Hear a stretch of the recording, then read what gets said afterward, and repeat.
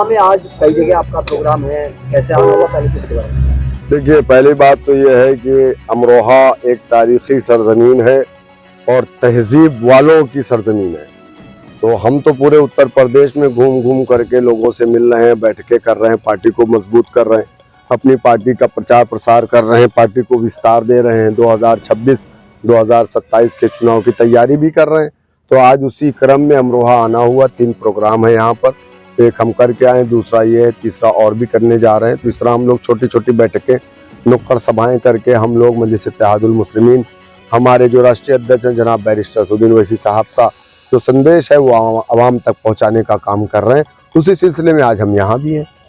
तो यूजीसी है, इसे किस नजर से देखते हैं आप? तो यूजीसी चल रहा है अभी तो वो सुप्रीम कोर्ट ने स्टे कर दिया ना, इसके बारे में क्या? तो जो मामला न्यायालय में लंबित, देखिए मैं एक बात जानता हूँ, हमारे देश में संविधान है तो संविधान समानता की बात करता है, इक्वालिटी और बराबरी की बात करता है।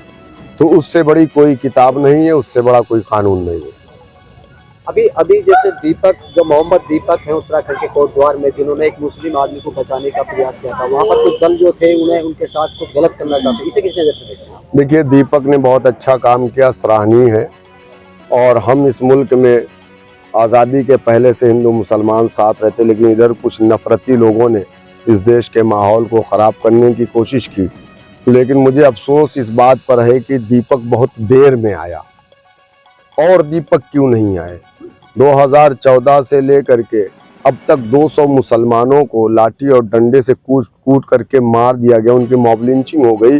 लेकिन मुझे अफसोस इस बात का है कि आज तक कोई दीपक नहीं आया, जबकि हमने इस देश में कभी भी किसी अब्दुल को मंत्री या मुख्यमंत्री या प्रधानमंत्री नहीं बनाया।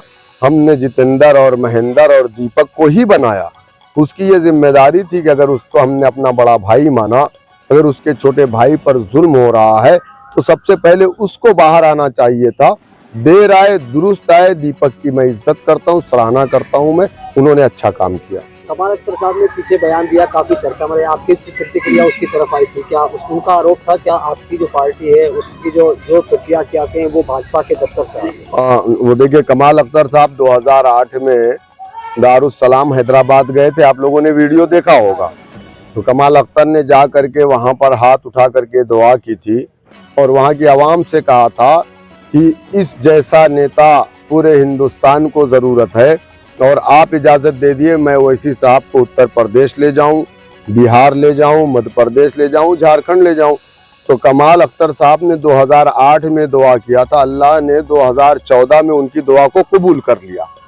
अल्लाह ने जब दुआ को कबूल कर लिया तो अब उनको तकलीफ क्यों हो रही है?